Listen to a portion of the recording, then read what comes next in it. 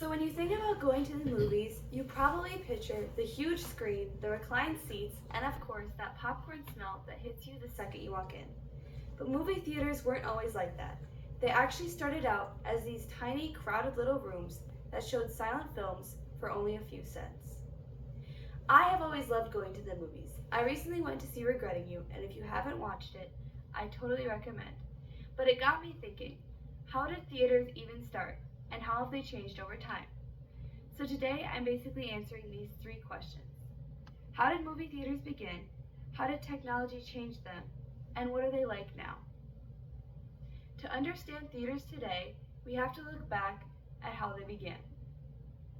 The very first movie theaters were called Nickelodeons. They popped up in the early 1900s and only cost 5 cents, hence the name nickel. And the movies were short, silent films that usually had someone playing live music to go along with them. They were pretty simple, but super popular, and honestly, they set the foundation for the entire movie industry in the future. So this is what a Nickelodeon theater looked like. They were very small and crowded. It doesn't necessarily look like it in the picture, but they were.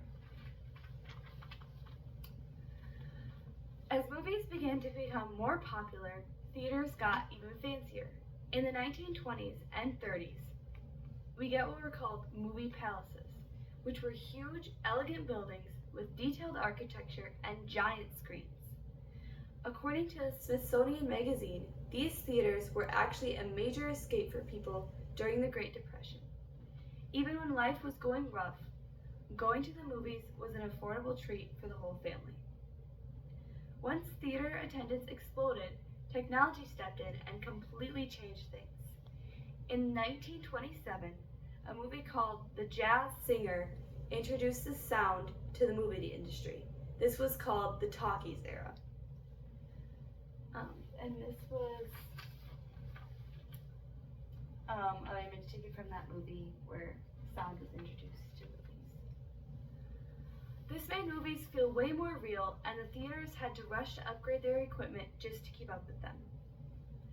Then came the arrival of color in movies in the 1930s and 40s. And then in the 1950s, drive-in theaters became a thing. So here was one of the first movies with color, and then drive-in theaters that we all know and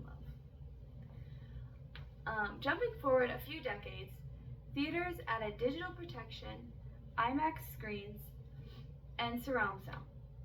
According to CNN Entertainment, theaters had to upgrade even more recently to compete with streaming services that offer the comfort and unique experiences that you just can't get at home.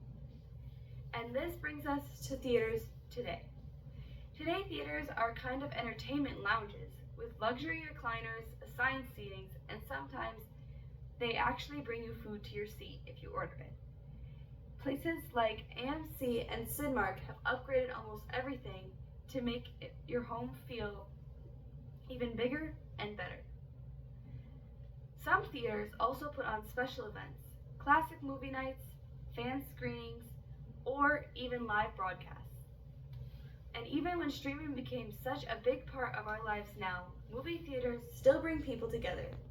There's just something about watching a movie with a room full of strangers and reacting with different emotions at the same time.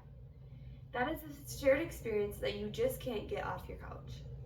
So today, we looked at how movie theaters grew from tiny Nickelodeons to the glamorous movie palaces to the high-tech luxury theaters that we go to today.